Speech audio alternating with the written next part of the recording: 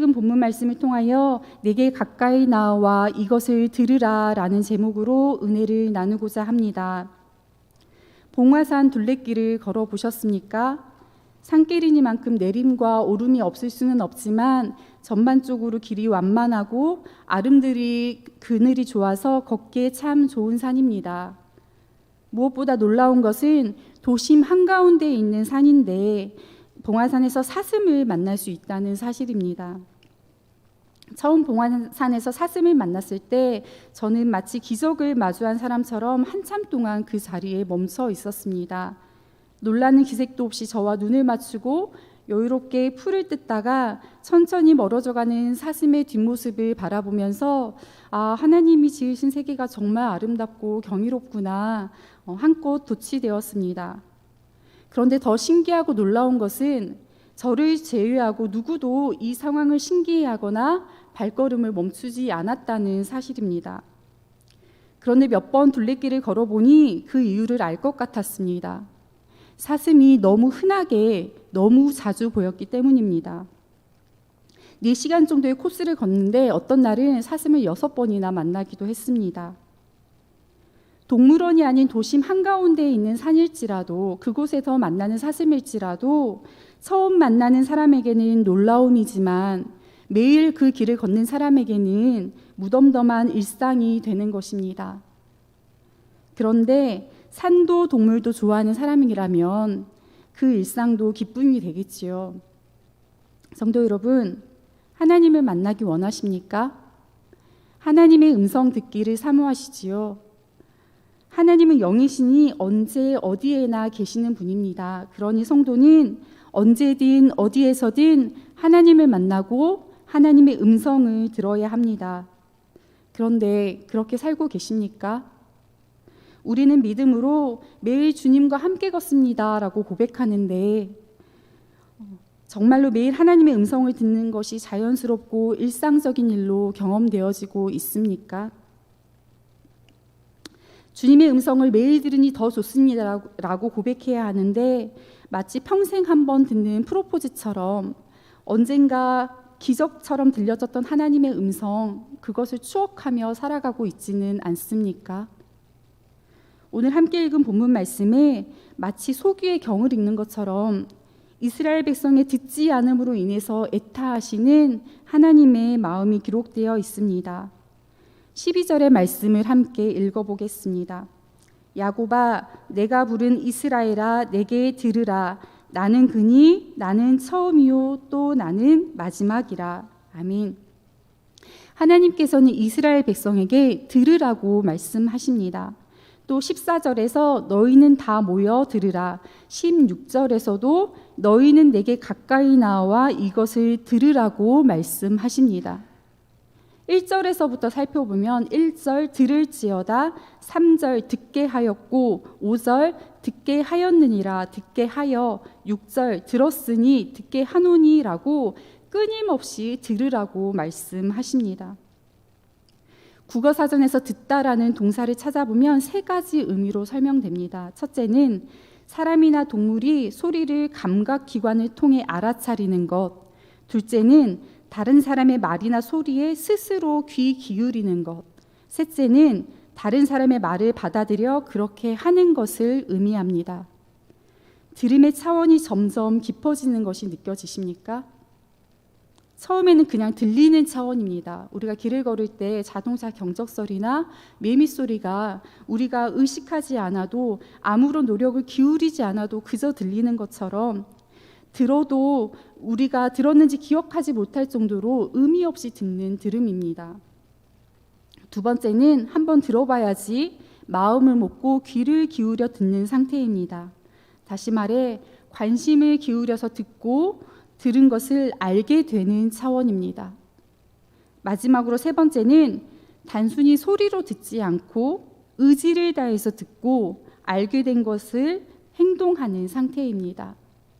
들어서 알게 된 것에 적극적으로 반응하는 차원입니다. 성도 여러분, 배우자나 자녀가 말을 들어주지 않아서 속상할 때가 있지요. 그럴 때에 제발 내 말 좀 들어주세요 라고 요청합니다. 이때 어떻게 들어주라는 말입니까? 반응해 달라는 이야기잖아요. 한 귀로 흘려들지 말고 의지를 다해서 듣고 알게 된 것에 반응하고 움직여 달라는 요청입니다. 하나님께서 이스라엘 백성에게 왜 이렇게 들으라고 말씀하셨을까요? 4절의 말씀에 답이 있습니다. 내가 알거니와 너는 완고하며 내 목은 쇠에 힘줄이요 내 이마는 노시라. 이스라엘 백성이 얼마나 고집스러운지 마치 목에 힘줄은 쇠붙이 같고 이마는 노쇠 같다고 말씀하십니다. 그들이 하나님의 말씀을 어떻게 들었다는 말이에요? 그저 들리는 소리로 들었다는 것입니다. 3절 말씀에 내가 예로부터 처음 일들을 알게 하였고 내 입에서 그것들이 나갔으며 또 내가 그것들을 듣게 하였고 내가 호련히 행하여 그 일들이 이루어졌느니라 라고 기록되어 있습니다. 하나님께서는 이미 옛적부터 장차 일어날 일들을 수없이 알려주셨고 직접 그것을 예고하였고 그것을 직접 들려주셨으며 또 그 일을 직접 이루셨는데 그런데도 이스라엘 백성은 듣기는 듣되 반응하지 않고 그저 들리는 소리로 들었다는 것입니다. 하나님께서 이스라엘 백성에게 하신 말씀이 뭘까요? 12절 13절의 말씀을 함께 읽어보겠습니다. 야곱아 내가 부른 이스라엘아 내게 들으라. 나는 그니 나는 처음이요 또 나는 마지막이라. 과연 내 손이 땅의 기초를 정하였고 내 오른손이 하늘을 폈나니 내가 그들을 부르면 그것들이 일제히 서느니라. 아멘. 하나님은 끊임없이 내가 하나님이라고 처음이고 마지막이라고 땅의 기초를 세우고 하늘을 펴신 창조주라고 말씀하십니다. 뭘 들으라는 말씀이에요? 하나님의 하나님 되심을 들으라는 것입니다. 하나님이 하나님 되심을 인정하라는 말씀입니다. 방황하지 말고 하나님의 풍성함으로 나아오라는 소대이며 부르심입니다. 그런데 이스라엘 백성은 귀를 틀어막고 방황하며 다른 신을 찾고 있습니다. 14절 말씀을 함께 읽겠습니다. 너희는 다 모여 들으라. 나 여호와가 사랑하는 자는 나의 기뻐하는 뜻을 바벨론에게 행하리니 그의 팔이 갈대아인에게 임할 것이라. 그들 중에 누가 이 일들을 알게 하였느냐. 제가 우리말 성경으로 다시 읽어보겠습니다. 너희 모두 함께 모여서 들어보라. 우상들 가운데 누가 이런 일을 일러준 적이 있느냐? 여호와께서 그를 사랑하셔서 바벨론에서 여호와의 뜻을 이루고 그의 팔로 갈대아 사람을 쳐부수실 것이다. 아멘. 손으로 깎아 만든 우상이 절대로 해결할 수 없는 일들을 이루시고 성취하시는 유일하신 하나님을 믿고 의지하여 살라는 애끓는 요청의 말씀입니다. 그리고 15절에서 말씀하십니다. 나 곧 내가 말하였고 또 내가 그를 부르며 그를 인도하였나니 그 길이 형통하리라. 하나님은 하나님의 말씀을 적극적으로 듣는 자, 하나님의 말씀에 반응하여 하나님의 되심을 인정하는 자에게는 형통의 복을 주시겠다고 약속하십니다. 18절에서 19절까지 하나님을 인정하는 자에게 주실 복이 아주 구체적으로 기록되어 있습니다. 18절, 19절의 말씀을 함께 읽어보겠습니다. 내가 나의 명령에 주의하였더라면 내 평강이 강과 같았겠고 내 공의가 바다 물결 같았을 것이며 내 자손이 모래 같았겠고 내 몸의 소생이 모래알 같아서 그의 이름이 내 앞에서 끊어지지 아니하였겠고 없어지지 아니하였으리라 하셨느니라. 아멘. 하나님은 하나님의 말씀을 듣고 하나님의 하나님 되심을 인정하는 자에게 강같이 흐르는 평화와 바다의 파도처럼 넘치는 공의를 약속하셨습니다. 그 자신뿐 아니라 그 자손과 후손에게까지 동일한 은혜를 주시겠다고 약속하십니다.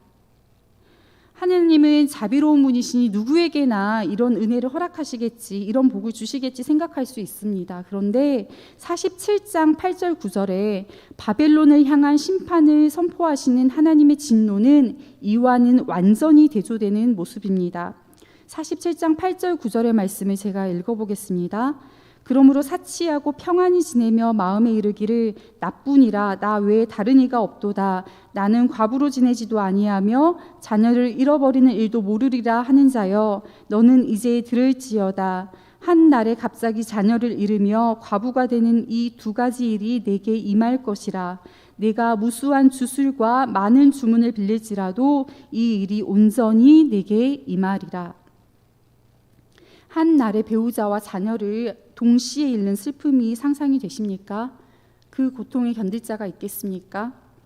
하나님의 하나님 되심을 인정하지 않는 자는 근원조차 알 수 없는 재앙에 완전히 사로잡힐 것이라고 말씀하십니다. 48장 22절에서도 여호와께서 말씀하시되 악인에게는 평강이 없다 하셨느니라 라고 말씀하십니다. 사랑의 반대말은 미움이 아니라 무관심이라고 하지요. 미움의 감정도 사실은 사랑의 감정에 뿌리를 내리고 있기 때문입니다.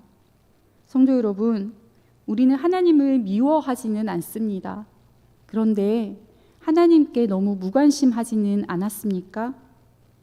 하나님께서 때로는 세미한 음성으로, 때로는 외치는 자의 소리로 들으라, 들으라, 들을지어다 우리에게 선포하시지만 귀를 닫은 자는 들을 수 없습니다.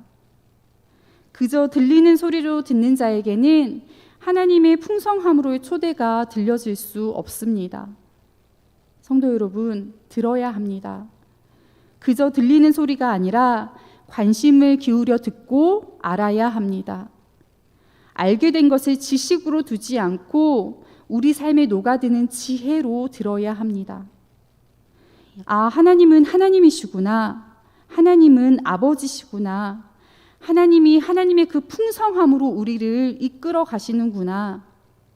하나님의 이러한 음성이 들릴 때에 우리는 그 음성에 철저하게 굴복하고 하나님께로 나아가야 합니다. 17절에 너희의 구속자이시요 이스라엘의 거룩하신 이이신 여호와께서 이르시되 나는 내게 유익하도록 가르치고 너를 마땅히 행할 길로 인도하는 내 하나님 여호와라 라고 말씀하십니다. 하나님은 우리에게 유익한 것을 가르치시고 우리가 마땅히 걸어야 할 길로 인도하시는 분이십니다. 하나님은 우리의 하나님, 우리의 아버지이기 때문입니다. 성도 여러분, 적당히 들어서는 죄의 문제를 끊어낼 수가 없습니다. 하나님은 강하고 능하신 분이시지만 사단이 그렇게 호락호락하지도 않습니다. 베드로전서 5장 8절에 근신하라 깨어라 너희 대적 마귀가 우는 사자같이 두루다니며 삼키살을 찾나니 라고 말씀합니다. 정신을 차리고 깨어서 하나님의 말씀에 잇대어 살아가야 한다는 말씀입니다. 배가 고파서 으르렁거리는 사자가 직분자라고 해서 피해가겠습니까? 누구도 죄의 문제에서 자유로울 수 없고 사단은 죄의 문제를 그냥 내버려 두지 않습니다. 16절의 말씀을 함께 읽겠습니다. 너희는 내게 가까이 나와 이것을 들으라. 내가 처음부터 비밀이 말하지 아니하였나니 그것이 있을 때부터 내가 거기에 있었노라 하셨느니라. 이제는 주 여호와께서 나와 그의 영을 보내셨느니라. 아멘. 성도 여러분, 하나님의 하나님 되심을 비밀로 숨겨두지 않으시고 우리에게 끊임없이 말씀하시고 알게 하심이 얼마나 큰 은혜입니까? 우리에게 복음이신 예수 그리스도를 보내셔서 회복시키시고 성령 하나님을 보내셔서 동행하심이 얼마나 놀라운 사랑입니까? 하나님께로 가까이 나아가십시오. 수시로 교회에 오셔서 기도하면 참 좋습니다. 그런데 만약 어렵다면 여러분의 삶의 자리에서 그곳이 어디이든 하나님이 친밀하게 경험되고 만나지는 공간을 마련하십시오. 베란다에 작은 의자 하나 놓을 공간이어도 좋습니다. 회사에서 잠시 쉬는 휴게실이어도 좋습니다. 매일 그곳에 나아가서 여러분에게 들려지는 하나님의 음성을 집중하여 들어야 합니다. 하나님께 가까이 함이 내게 복이라. 내가 주 여호와를 나의 피난처로 삼아 주의 모든 행적을 전파하리이다. 시편 73편 28절의 말씀입니다. 하나님께 가까이 나아가 그 사랑의 음성을 집중하여 듣고 반응함으로 친히 인간의 역사 속으로 오셔서 우리로 생명을 얻고 풍성한 삶을 얻게 하시는 하나님, 잃어버림 받은 우리를 회복시키시는 하나님의 은혜를 풍성히 누리는 저와 여러분이 되기를 소망합니다. 기도하겠습니다. 신실하신 하나님, 고집스러운 우리를 포기하지 않으시고 끊임없이 하나님의 풍성함으로 회복의 길로 부르시니 참 감사합니다. 내게 가까이 나와 이것을 들으라는 하나님의 말씀에 의지하여 마음과 힘과 뜻을 다해 하나님께 나아가 듣고 반응하기로 결단하오니 흔들리지 않는 믿음을 허락하여 주시옵소서. 우리 삶의 모든 초소에서 하나님과 친밀하게 만나고 하나님의 세미한 음성 듣기를 소망합니다. 우리의 회복된 모습을 통하여 예수 그리스도가 드러나고 복음이 흘러가도록 우리를 사용하여 주시옵소서. 오늘 하루의 삶도 주의 날개 아래 우리를 품으시고 형통의 길로 이끌어 가실 주님을 찬양하며 예수 그리스도의 이름으로 기도합니다. 아멘.